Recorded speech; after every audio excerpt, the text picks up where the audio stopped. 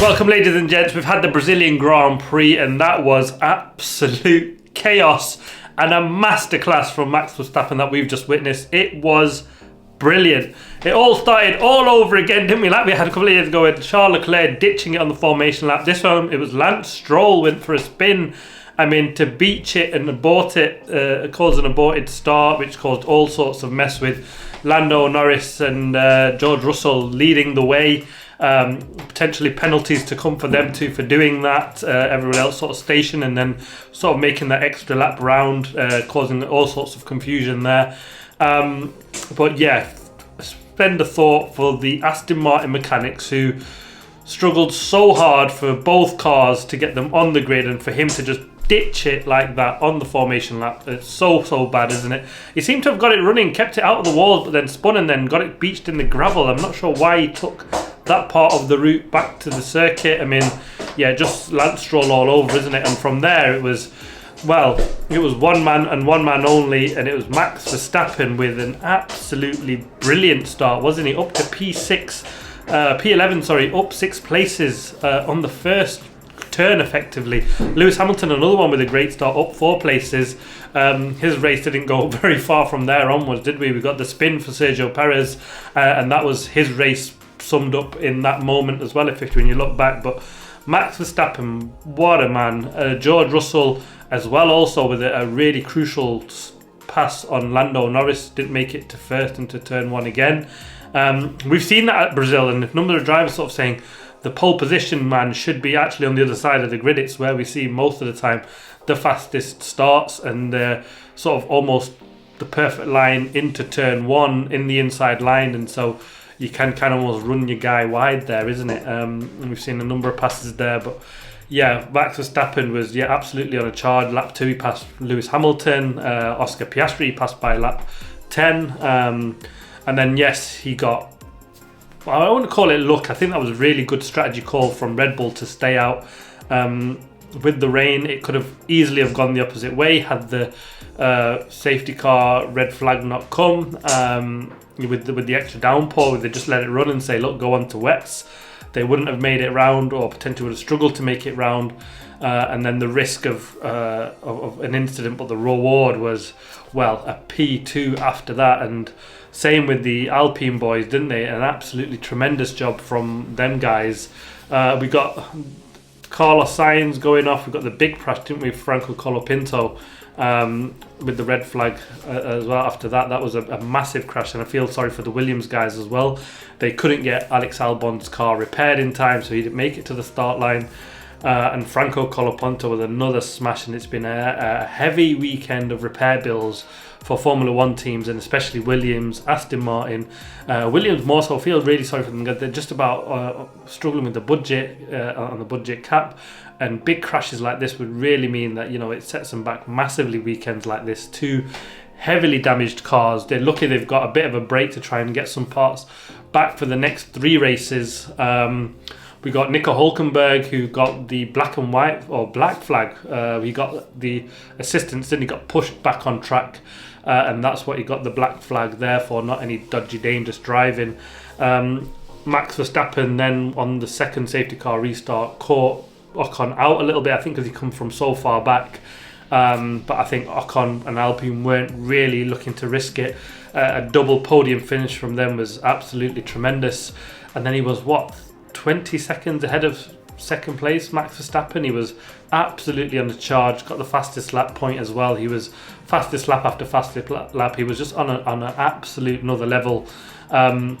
We kind of seen this performance, and we could have seen it in the sprint where we thought Max is going to be on it in the race. It was going to be tough either way. Had he started 17th and it had been a dry race, I think it would have been more difficult for him to make up the places he did. But in the wet, this guy is an absolute master. The race was just absolute chaos, wasn't it? People going off left, right and centre. We've seen that in qualifying, how tricky it is to drive. And with the new track surface, I mean, that doubly hard. It's bumpy. It was slippery, and yeah, the guys just did a tremendous job. Just 15 finishes in the end.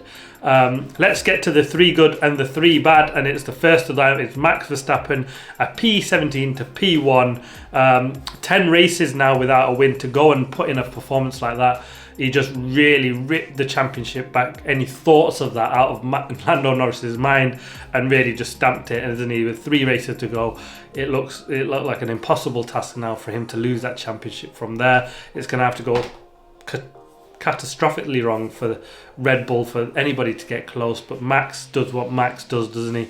That's why he's 3-time world champion, soon to be 4. It's performances like this, it's results like this where he just absolutely pulls it off. He had a shocking morning with the qualifying session. He was so annoyed, and then to pull off the brilliance that he did is why he's absolutely so brilliant. Just got hats off to him.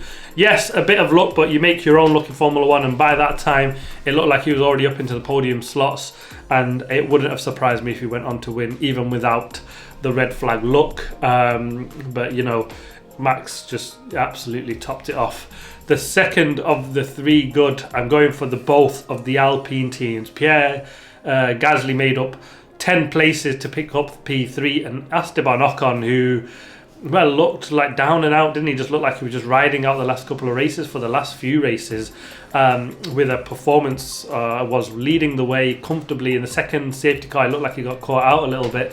On the first safety car restart, he had like a 3-4 second gap on Max Verstappen, and looked like he really had that under control, but made up 2 places from his start, and they've moved him P6 into the Constructors. Absolutely mega weekend for them. It just goes to show, if it all falls to plan on a crazy weekend like that, these guys that are languishing way down in the Constructors can really make big moves, and it was absolutely tremendous from them to jump from where they have to P6 in the Constructors. Massive money for them. They just hope they can kind of stick that out now, isn't it? Third of the 3 good, I'm going for Yuki Tsunoda in that P7. Splits the McLarens, and that car should never have been there. He had a really good qualifying session. These lot pit, I think that was probably the wrong call. Got caught out by that red flag scenario. You know, it's only thought the Alpines that kind of stuck out and did that. Could and should the Red Bulls, Racing Bulls, have done that? Probably so. But Yuki was absolutely flying. Shows what he's all about. Comfortably beat Liam Lawson. This guy is mega. I absolutely love Yuki. Hope he can keep it and stay in that Racing Bull seat, and potentially even move into that Red Bull seat, because Sergio Perez is doing everything possible to vacate that seat as soon as possible, isn't it? It's an open door for any of these young guys to come in and snatch that seat. The 3 bad, I'm going to start with Lance Stroll with that formation lap spin. I just feel like when your mechanics have done all that for you, to just drop it like that so early without you having turned a racing lap is just so poor. There was no real issues with the car.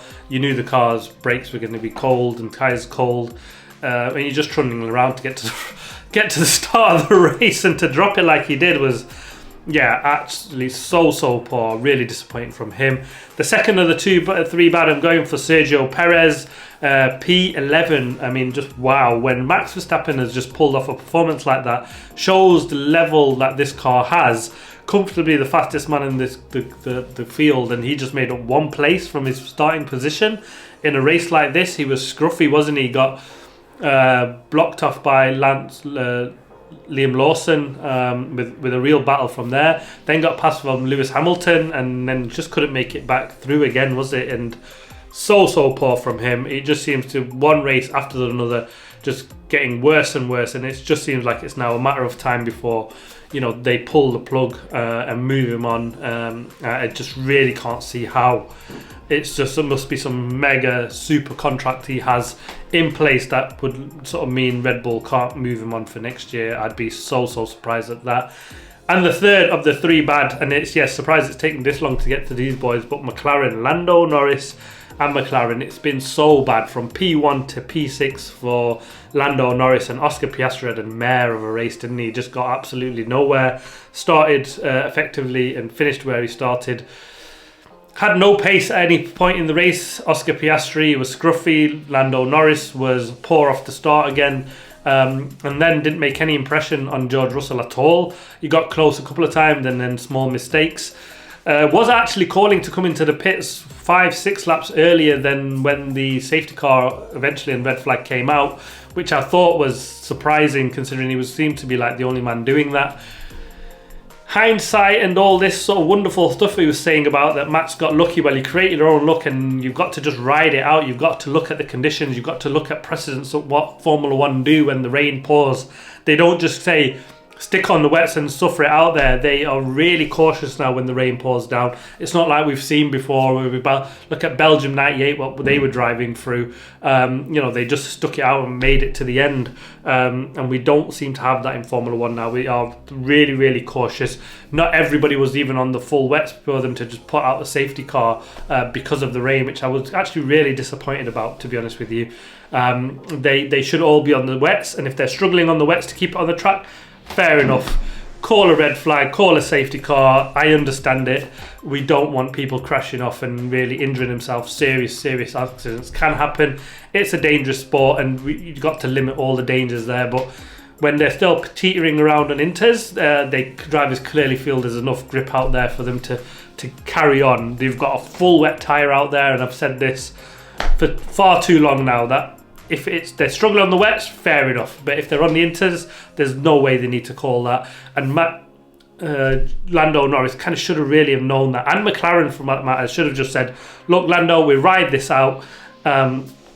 Yes, you're struggling. And had he seen George Russell go in, he should have carried on. Would have been comfortably in the lead. And then from there on, just seeing how that played out, it would have been, a net P1. And then he could have battled it out with Max Verstappen up for the front. But even then, I think Max might have took him. He was absolutely phenomenal, wasn't he? But yeah, not really sure why that happened. It's just been a really bad weekend for McLaren. But for the constructors, it's blown it wide open. Ferrari had a nightmare. McLaren had a nightmare. And Red Bull have put themselves back in this championship fight for the constructors, isn't it? The drivers looks all pretty much wrapped up from what we can see here. But the constructors title just looks even more increasingly tense, doesn't it? We go to 3 races next. There's a couple of week breaks. I think Vegas next after this. And it's hard to call. It should be brilliant. But this weekend was, after the long wait on Saturday, thankfully we got the sprint race in there. So there was some Formula 1 action to talk about. But today was absolutely brilliant. The qualifying was fantastic. The race was brilliant. It was all action. You just didn't know what to call, who to call, with what position anyone would finish.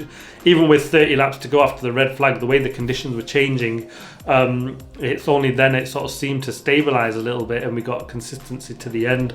But even then, it could have changed even more, and more could have happened. But it's just Brazil delivers when it comes to race day. The sprint wasn't a great one by any means, was it? But the race was fantastic.